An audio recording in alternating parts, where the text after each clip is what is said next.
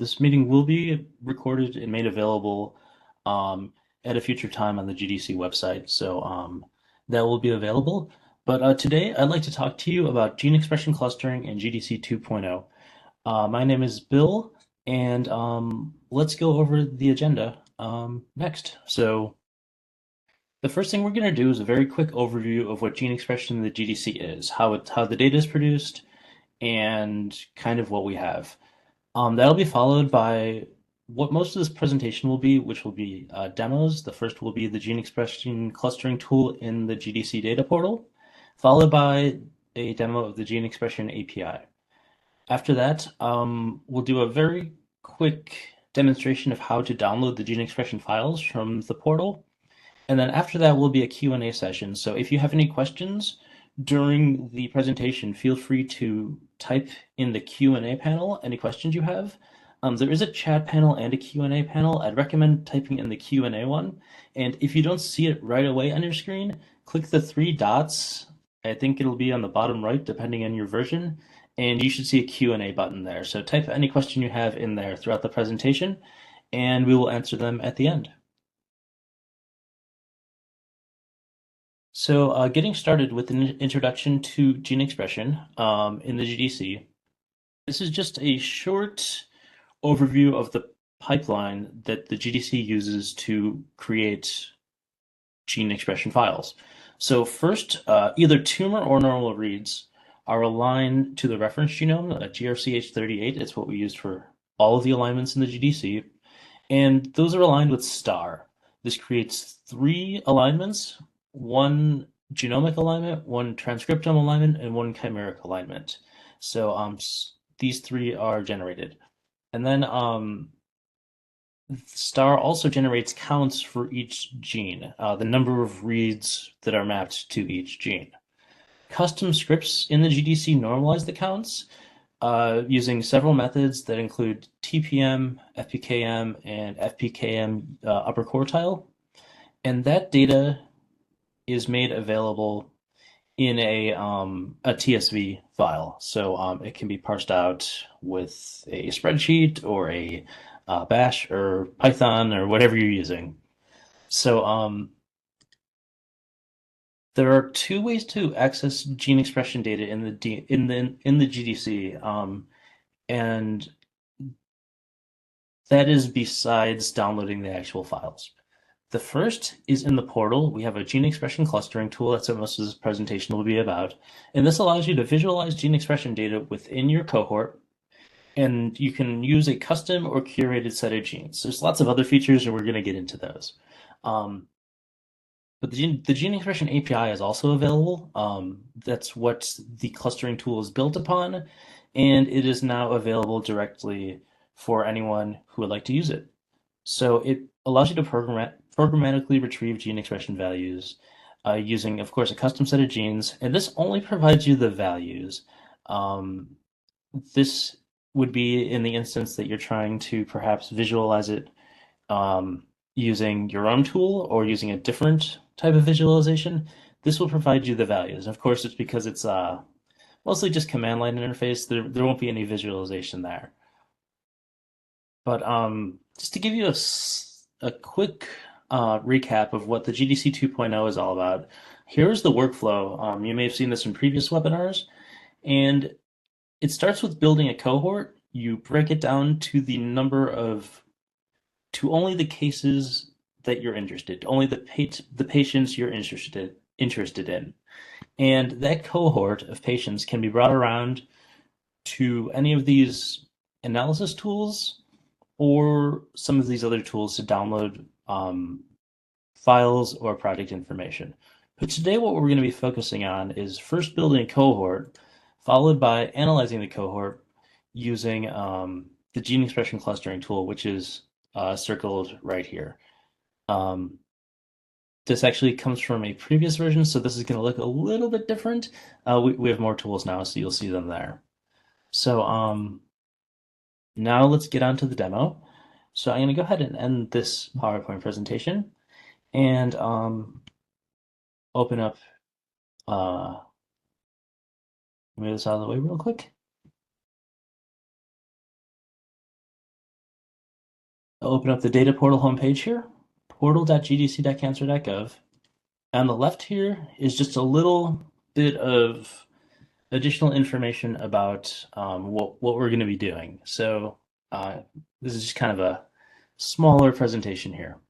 So now that I've gone here, I can click accept, and we don't need to be notified about the webinar that's currently going on. So I'll go ahead and dismiss this banner. And the first thing we're going to do is create cohorts so that we can perform some different analysis. So let's go to the cohort builder here, which is the third from the left, and I'll click there. And our goal here is to create two cohorts for gene expression analysis. Now, in previous webinars, we might have actually done some sort of cohort comparison, but here we're just going to create two for the purpose of switching between them sometimes. So we're going to start by filtering down to a specific program, which is TCGA. So under General tab, we will go to Program, and I will click on TCGA. So now in the top here, we have Program TCGA in our query bar.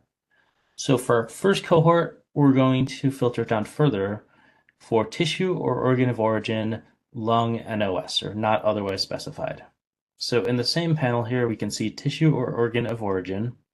I will click on search values, and I will type lung, and here we have lung and OS. I'll click that, and these are the two criteria that we'll be using for our cohort. So I'm going to go ahead and click the save icon here, little floppy disk, and save it as lung and OS. Click save. And now that is our active cohort. Now we're going to make our second cohort, and we don't have to do the first part all over again. We'll just go ahead, unclick and lung NOS, click middle lobe lung, and it says changes not saved, but we don't want to save those changes on top of our cohort. We're going to do save as, which will generate a completely new cohort, and this will be known as middle lobe. I'll go ahead and click save. And now we have our two cohorts, with the middle lobe being the active one and lung NOS being the other one. So next we're going to go to the gene expression clustering tool in the GDC data portal. And we can get to that by closing out the cohort builder. As you see, our cohort kind of follows us. And go to the gene expression clustering tool. Now, before I go anywhere, I want to talk about the gene expression clustering steps that are performed. This doesn't necessarily represent what exactly is happening in the back end, but it is what is done in the portal.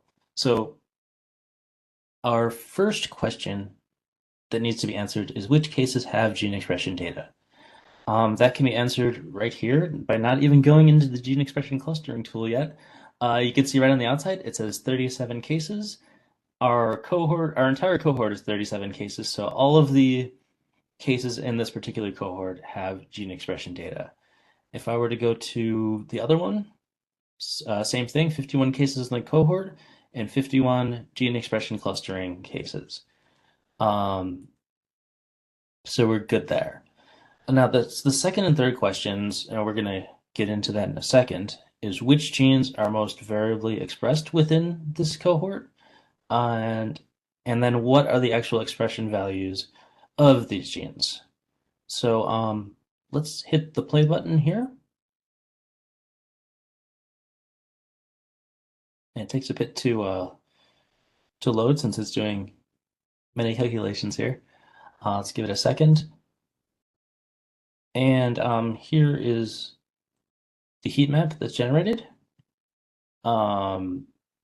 If I go ahead and change it to the other cohort, you'll see that this will change accordingly based on the number of based on the active cohort. So whichever cohort you're using is the one that is represented here. But first, I'd like to give you just a bit of information on what is going on with the tool's layout. So here's our heat map matrix. As you can see, the rows represent genes, and the columns represent cases. So the columns are the genes have their gene symbol as the label, and the cases have the submitter ID as the label.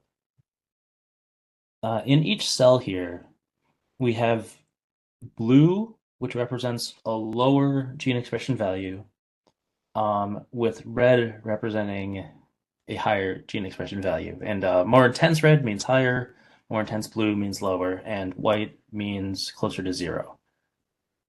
If you hover over any of these cells here, you can see that, let's hover over a blue one first. This will show the case identifier, which this should be the same one as in the column, the gene identifier, and the gene expression value, which is a z-score transformed gene expression value. So here in one of the blue ones, it's negative 1.27, and in one of the more intense red ones, we have 3.83. So that's the information you get from each of these cells. And then we also have this dendrogram on both of the axes here. So the dendrogram represents how close expression profiles are between the cases in this part or genes in this part. And this is arranged in a way where a lot of the time the ones next to each other, so if you looked at these two right here that are sister on the dendrogram, these should have pretty close gene expression profiles. But for example, these two right here, these won't necessarily have close gene expression values because this case is sister to all of these, so it's equally uh, similar to the rest of these. Well, not equally, but it's just because they're next to each other does not mean they're close in gene expression profile. So the lesson: pay attention to the dendrogram. Same thing with the genes. Sister relationships means closer gene expression profiles. So next, I want to go up to the top here and talk about some of these toolbar options. You'll see that there's a bunch of buttons here, and I want to go through each of them. Some are a lot more uh, customizable than others. So let's first click on clustering. And first you can see that the option to cluster samples is selected here. You can not cluster them if you want. As you can see, there's no dendrogram in the samples anymore because we selected that. So I'm going to go ahead and reselect that. And so that's an option. Additionally, you can specify which clustering method you'd like to use. There's a variety of them here, and which distance method you'd like to use. The dendrogram height and the width are both also available to change here in case you'd like it to look a little different for whatever figure you're generating um, with this matrix. Lastly, I'd like to talk about the z-score cap. So right now it's 5. So let's real quick change it to 10. And as I'm doing this, pay attention to this this cell right here. So I'm going to go ahead and click, oh, not 5, 10. I want 10. Well, as you can see, everything is as intense as it can be. But really what we're going to do is go from 10. So when it gets higher, the intensities of the colors get lower. So the threshold, think of it as a threshold for how colorful these will get. And um if I lower it to something like 2, they will become much more intense. So I'm going to go ahead and change that back to the default, which is 5. And just remember, you have to enter if you do that, or else it just won't happen. So make sure you hit enter. Next, let's talk about cases. And this doesn't have all that many options here. It's just we have the option to limit the number of characters that are displayed here. And 32 gets all of them for TCGA, but let's go ahead and change this to 4. It should only be TCGA when we do that. And as you can see, they all have TCGA dot dot dot, which represents that there's, of course, more to it. So I'm going to go ahead and change that back to 32, and now you'll be able to see the entire barcodes. But the one thing I do want to point out here is that the reason there's not many options here is because cases follow the cohort. So if you want to change your number of cases or which specific cases you are being represented in the matrix, go to the cohort builder, or there's some other places in GDC 2.0 you can change your cohort, and that's where you can change which cases are being displayed here. So the next one is genes. So we have a lot more options here, but the main feature I want to focus on here is the ability to set your gene set. So right now, we have the set of genes here, and if we go all the way to the bottom, these are the cancer gene census genes, and these are just a list of um, these are a list of genes that were curated um, to be involved in cancer in some way. So let's change these genes by clicking on the genes button here, clicking on going down to gene set here, and we'll click on edit group. And this will allow us to change which genes are being shown. So we have a few methods that we can use here, and let's first just clear this one out. We have no genes right here. The first option is to just type them into here. So I'll search KRAS, and what it will do is, oh, that is a gene. It will search and validate which gene is being typed in, just so that you don't type in one that doesn't make sense. Let's type in LUC16 and TP53, 3 common cancer genes here, and we'll click submit, and here that last one didn't show up, but we have the two TP53 and KRAS here. Um,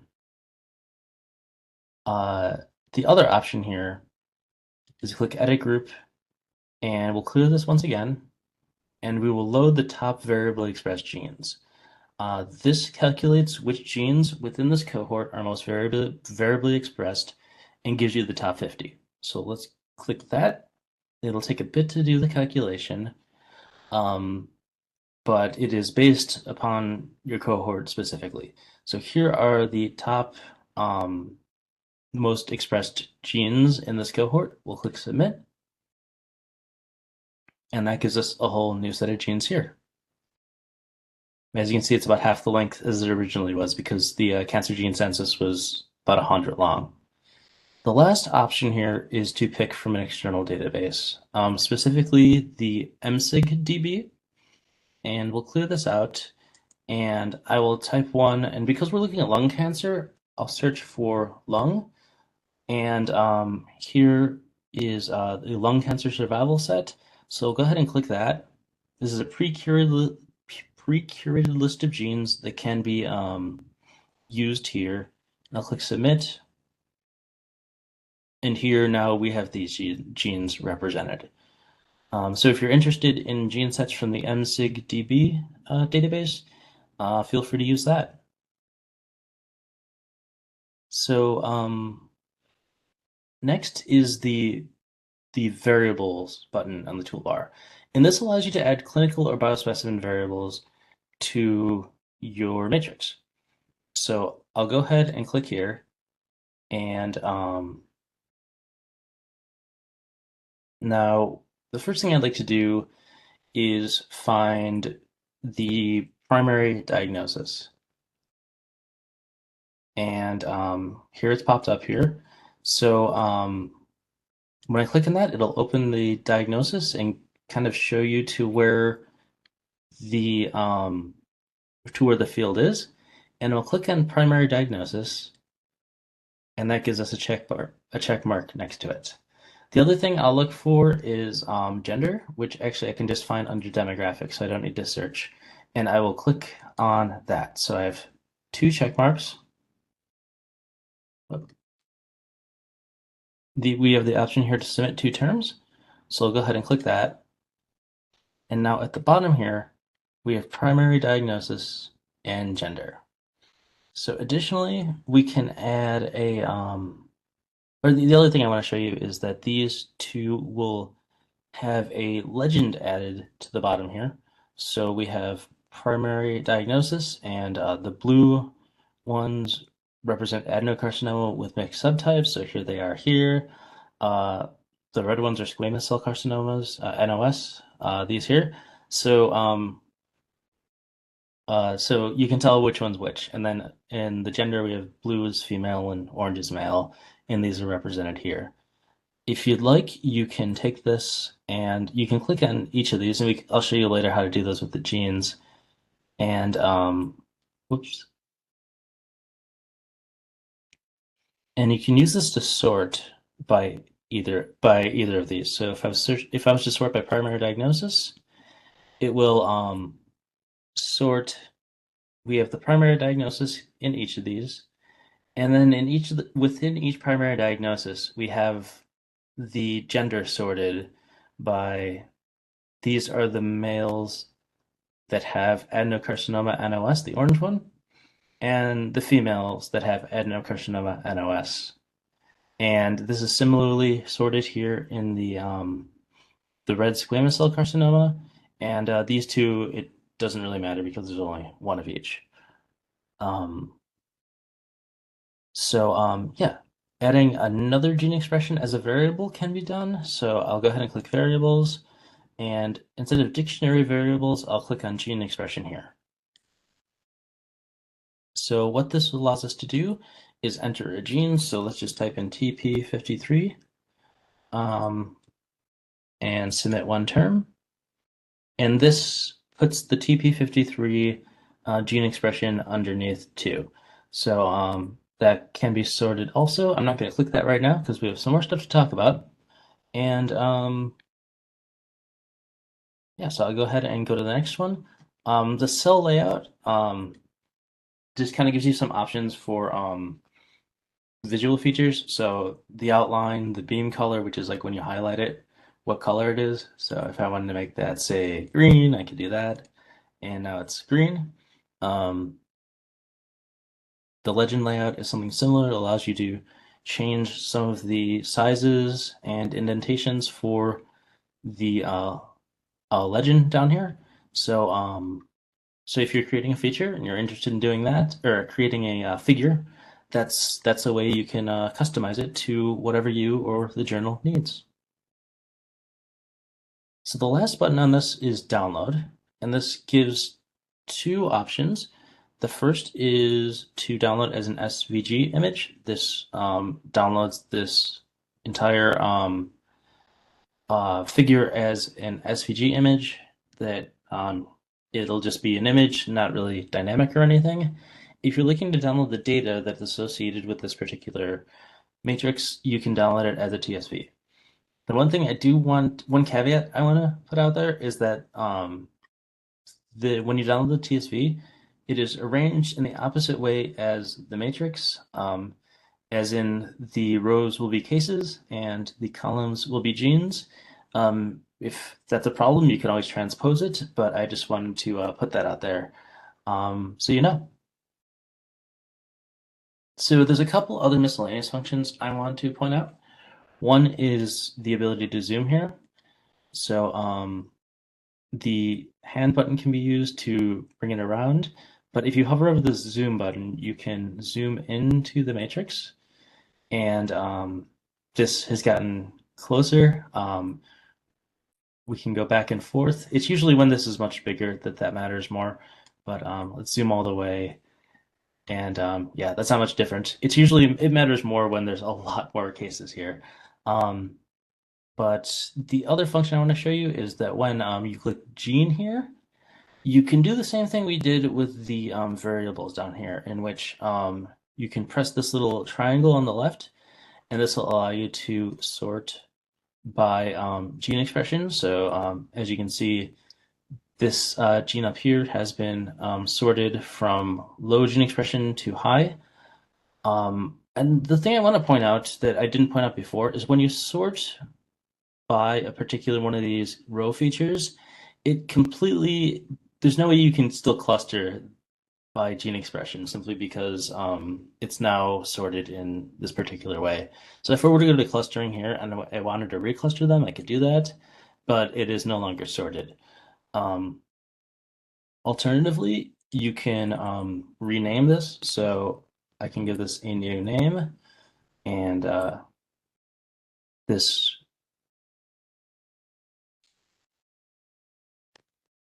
I click submit, and this will have a new name. Usually you don't want to do that all the time, but if you had a particular gene you wanted to label in a different way, maybe your publication calls it something different than what we call it, you can always change it here. Additionally, you can view the lollipop plot for this gene. That'll bring it up here. This represents the somatic mutations, not the gene expression for this particular gene. And you can click the X here or the minus sign to either minimize or remove the lollipop plot. Alternatively, you can click on Gene Summary, and this will bring up the gene summary page for the particular gene. So if you're interested in additional information, here it is, and this gives more information about mutations and stuff. So the gene entity page is brought up in more detail in other webinars. So I'd recommend checking some of the previous ones out.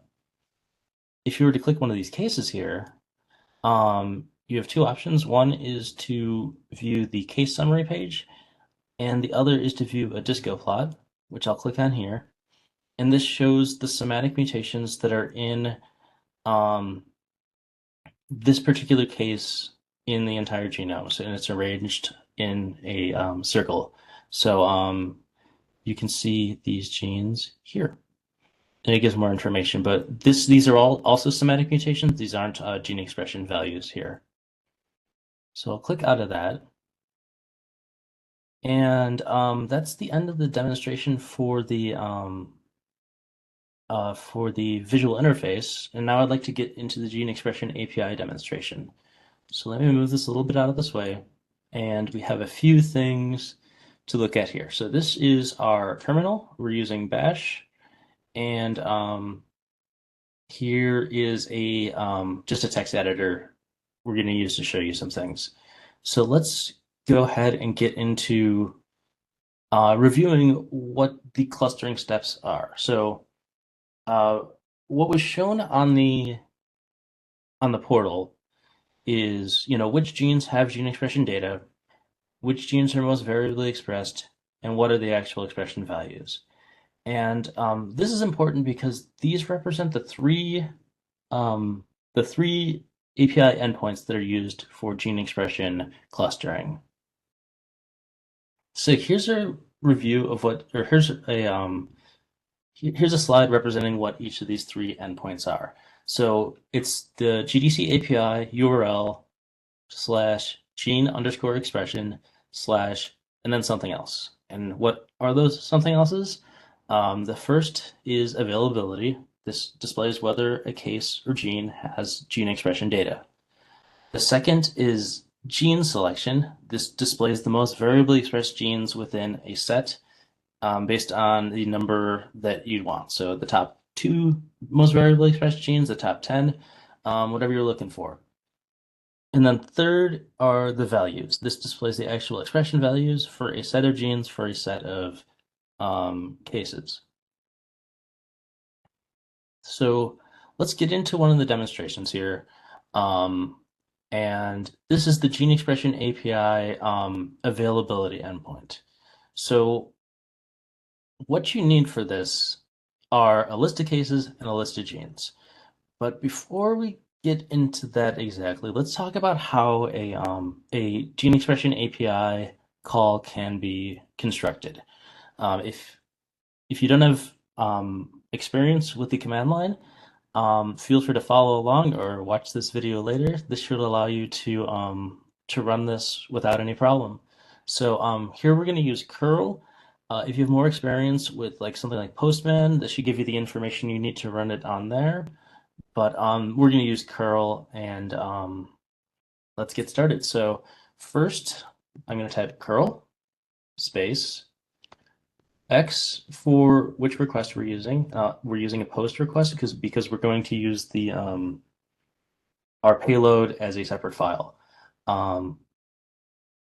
Next, we're going to type the API URL and endpoint. So api.gdc.cancer.gov/gene_expression slash, and this for the first one we're going to use availability. And then following that, we're going to post a header, and that's going to be content type application JSON. And that just tells the API to expect that just tells the API to expect a JSON formatted payload. And the one thing I do want to point out here is that I kept this in purposefully, is that these curly quotation marks don't work in this type of environment, so these will cause you problems. So a lot of times if you paste some of these commands into Microsoft Word or Excel or PowerPoint, they will change to curly. So keep an eye out for the curly quotation marks and keep them just as the regular quotation marks, straight ones. And then lastly, we're going to specify which payload we're going to use. And we're going to do -d for data. And the payload is going to be, here we named GE payload, and I named it available for the availability endpoint. Now, what this would do right here is just give this string here to the API. And we don't want to do that. We want to pass the entire file. So we're going to put an @ symbol at the beginning, which tells don't pass this string, pass whatever's in this file. And before I hit enter, I'm going to show you what is in this file. So let's go to our text editor, and let's go to the ge_payload.available.json. So on the left here, we have what needs to be in this payload. So we have case IDs, and if I put something in the courier font, that means that it's either part of the JSON payload or part of the API endpoint. So if you see that, that means that represents a specific syntax that you need to use. So the case IDs here, they need to be in UUID format. They can't be in the like TCGA dash some characters format. So a good way to get this is to go to your cohort builder, or actually you can just use it right here, and click on the export cohort button. This will download an export of your cohort in UUID form, and it will look something like this here. So you will just have a list of UUIDs, and you can change this to be in JSON format to have, the brackets followed by everything separated by commas and quotation marks. And yeah, so now that we have the case IDs, so let's collapse that a little bit. And we want a list of genes. Now these are the top 10 mutated genes that were found in the GDC. This is just a list of gene IDs. These must be in ensemble format, so you can't use the gene symbols. And you can get the same thing by going to the gene set and clicking export. Additionally, something else you could do is go to manage sets if you want to create a gene set. And let's say you knew some genes offhand. So you knew like KRAS, TP53, and let's say TTN. So now we have three matched that are three matched genes. So the GDC is saying, I'm aware of these genes. They match our system. And these are the format we're looking for. So what you can do is if you click TSV here, this will be downloaded as a TSV format, and you can pull out this column right here. So I'll go ahead and I'll cancel that for now. We'll go back to the URL or the sorry, I need to get my screens. Okay, so here we have in the same format a list of gene IDs here. So we have a list of case IDs, we have a list of gene IDs, and what we want to know is which one of these cases have gene expression data and which one of these genes have gene expression data. So I'll go ahead and I'll run that just to make sure that it runs, and that looks a little messy. So what I'm going to do real quick, I'd recommend anyone who does JSON download this program, JQ, and this will make the JSON look very nice in your terminal. So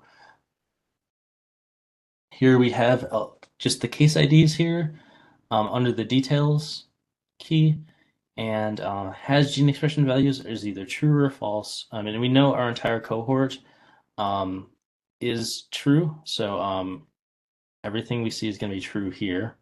Now we get down to the genes. Um, these genes also are true. They also have gene expression values. So, and below there's always a summary of the counts. So there's 10 with the gene expression, 10 genes out of 10 with the gene expression count, and 0 without. And if we go up to with gene expression for the cases, 51 have it and 0 don't have it. So we're good there. Let's go get out of that, clear the screen real quick, and go to the next endpoint, which is gene selection. We want to see which genes have the which genes are most variably expressed in our list of cases. So we have 51 cases here, and we want to see which ones are most variably expressed. So this is the same list of cases as before. You'll see that they aren't any different. And I'm going to shrink this down, and it's the same list of gene IDs. So these two are the same as before. We'll get into gene type in just a second. But for these two, we want to see what the selection size. The selection size is we want to see the top n number of variably expressed genes. So this will give us the top two out of these 10. You can make that number whatever you'd like. So I'll go ahead and we're bringing up the previous call. So we're just going to change a few things. One, we're going to point to the selection file, which is this one right here. And we need to point to the gene selection endpoint. So we'll remove availability and type gene underscore selection. Everything else should be just about the same. So I'm going to go ahead and run that.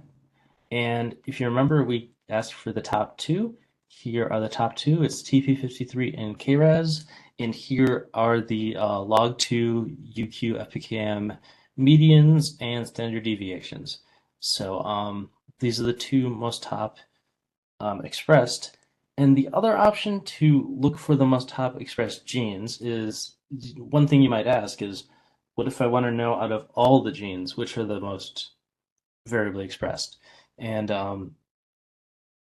what you can do there is instead of giving a set of gene IDs and um, doing that, that would be, thousands and thousands of them, which might take up a lot of data. All you have to do is type gene type protein coding, and that will look at all the protein coding genes in the GDC, which are the ones that have gene expression data, and find the most variably expressed out of that. So in this case, we did the top 10, and this analysis takes a while because it goes through thousands and thousands of genes. So I actually ran that ahead of time, and as you can see, we have gene selection, and here are the top 10 most variably expressed genes um, for this cohort out of all the protein coding genes in the GDC. So no need to express a gene set if you're looking at all of them. So let's go to the last API endpoint, and that's values. That'll give us the actual gene expression values for for a list of cases and listed genes. So here we have the same list of cases that's specified, gene IDs also specified, um, and the two other keys here that I want to show are TSV units. So in this case, I'm doing UQ FPKM. This is actually the units that are used in the visualization tool. The other option is median centered log2 UQ FPKM. And lastly, format. I don't need this because right now this is the only format that is supported, TSV. Um, so this will be a TSV file, or a TSV response that we get. So let's go ahead and run that. This one's called GE underscore payload values. So we're going to go to that. We're going to point the API at that file. So values. We're going to go point to a different endpoint, which is also values. And now at the end, whoops. Now at the end, we're running it through this JQ program. That's a JSON parser specifically, so I'm going to remove that. So let's see what this gives us. And now this looks a little messy, but what I'm going to do is stop the line wrapping. So we have everything on one line in the file is on one line in the terminal. So here on the first column is the gene ID, and at the left you can see the list of gene IDs here. Each of the column names along the first row are case UUIDs, and they match up to each of these values. Now, this would be pretty hard to interpret directly in the terminals simply because the names of the columns are much longer than um, the length of the gene expression values themselves. So they're going to become misaligned really quick. So I'd recommend, looking at this through either like Python if you're using that, or or like an Excel or Sheets sort of program, because that can parse TSVs looking in a really nice way. Um, so yeah, we're gonna get out of that. And that's the end of the API demonstration. And the last thing I want to do is show you how to download the actual gene expression files. So we're going to go out of this. We'll go ahead and discard these. And we'll go to the repository. The repository, the fourth button from the left here, is where you download files that were generated by GDC harmonization. So we have lung NOS, that's our active cohort, and these 2,900 files are the harmonized data files that are associated with our cohort. But we don't want all of the harmonized files in this instance. We only want the files that are used for gene expression quantification. And we can do that by running this query through these facet filters here. And we'll choose experimental strategy, RNA-seq. And then we'll go down to data type, gene expression quantification. We'll click on that. You could use star counts as the workflow type, but that also includes the splice junction quantification files, which are controlled access. And that's one thing that I forgot to mention throughout this entire presentation. But everything I just did here, as you can see, I'm not logged in.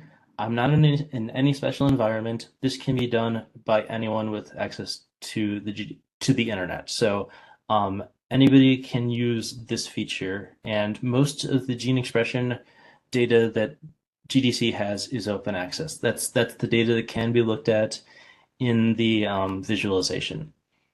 But besides that tangent, here we have our list of gene expression quantification files. These are what are used to get to those values that are in the API slash portal. And if we just add these files to the cart, we have 54 files. We click there on the cart on the top right, and 228 megabytes in total. Everything is authorized because everything is open access.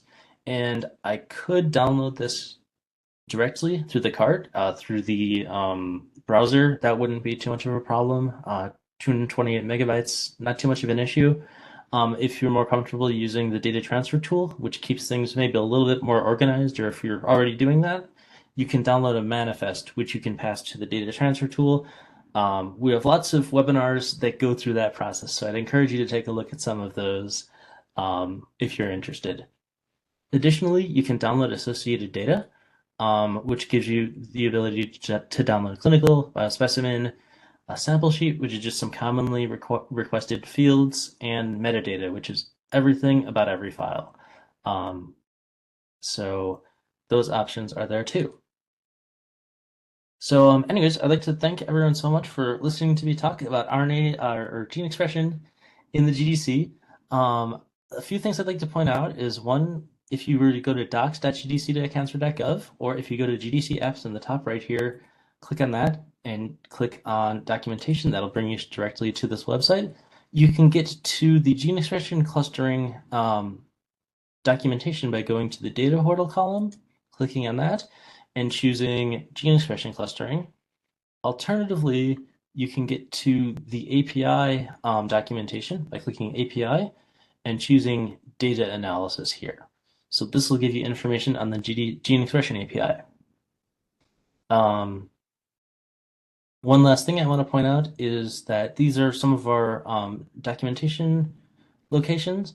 And if you're interested in anything with the GDC, if you have questions about what you heard today, if you have questions about some other project you're doing or anything GDC related, feel free to email at support@nci-gdc.datacommons.io. That will reach the help desk. That's a team that's I lead, and we answer any questions about the GDC. And usually, if we can't answer them, we will point you to the person who can. So thank you all so much. And are there any questions? I think though there's a question. My dendrogram is organized differently with Fox A1 first, then TP53, but also the cases are arranged differently. Is this random? And there was a follow-up saying they think the dendrogram is the same, but not sure. Oh yeah, so something about dendrograms that and I didn't check this directly, but I do want to point out that dendrograms can and let me bring up one real quick just to show you. Um, they don't always look the same, but they can be equal. Um, so let's get this data. So these two first ones right here. So these ones are a better example, but I can go into the Fox one next. But these two are sister. These two cases here. So these two can rotate freely between. They can flip back and forth, and that would be an equal dendrogram either way. Um, for TP53 and Fox A1, this chunk here could flip this way, and then Fox A would be on the other side of this group here. So just think of it as like they're almost rotating on, like if there's like a hinge here, they would be able to rotate freely. So Fox A could also be down here, and that would also be correct. So that's possibly what happened. Um, but I would have to see what your dendrogram looks like. But yeah, that's just kind of how these work. And I'm not familiar with how deterministic the arrangements of these dendrograms are.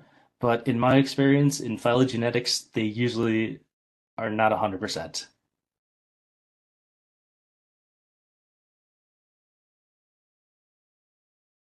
Bill, there was a question in the chat earlier. David did address it, but maybe you want to just, display it for everybody else on the phone as they wanted to know where the play button was in the gene expression card. Oh yeah, yeah. So going to the analysis center here. Usually, yeah, the triangle kind of pointing to the right represents a play button. So it's this nice teal button that's on any of these different tools here will bring you to that particular tool. So play button will start whichever one of these you're looking at.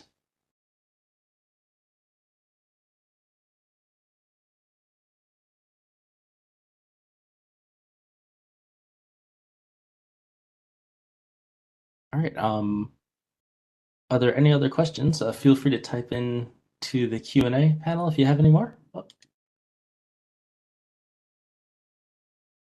Oh, yes. So load top variably expressed genes. If you go to that, and if you watch this in the video later, you'll see that I did this before, but I'm happy to do it again.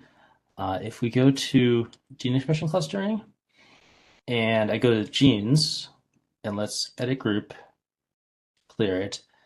I load top variably expressed genes, and this one actually took pretty quickly because I think there's a lot fewer. Maybe we did it before, but sometimes it does take a little bit to load, simply because, as I showed you in the API, it has to go through all the genes to figure it out for your particular cohort. But sometimes it does take a little bit of time to load. So, Bill, for no filters in the cohort and for 1,000 cases, it takes about 60 seconds, 60 to 70 seconds. Okay, thanks, Amanza. Yeah, seems to be, yeah, 60 seconds should be about maximum.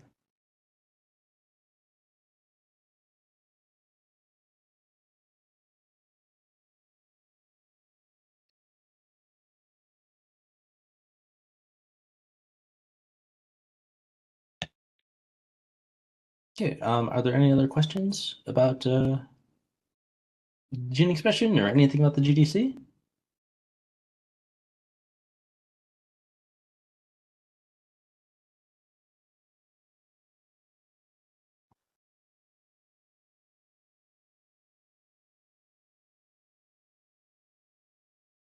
Okay, I don't see any other questions. So once again, I'd like to thank everyone for joining. And since we have just a few more minutes, I'd like to plug one of our features here. It's a